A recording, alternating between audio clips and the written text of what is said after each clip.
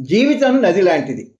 చాలామంది ఎక్కడికి వెళ్ళాలో, ఎలా వెళ్ళాలో అర్థం కాక జీవితం అనే నదిలో దూకి దారి తెన్ను లేకుండా ఈదుతూ ఉంటారు.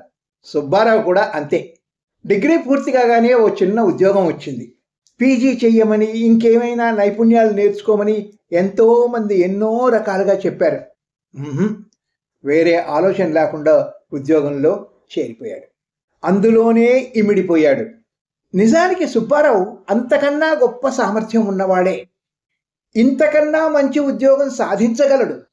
కానీ ఈ ఉద్యోగపు ఒరవడిలో కొట్టుకుపోయి పెద్దదవుతున్న సంసారంతో, ఎదుగు బొదుగు లేని సంపాదనతో ఈసురోమని జీవితం గడుపుతున్నాడు. ఇలా చాలామంది ప్రవాహపు ఒరబడిలోకి వచ్చేసి తమ మీద కంట్రోల్ తప్పిపోయి నదీ ప్రవాహంలో కొట్టుకుపోతుంటారు.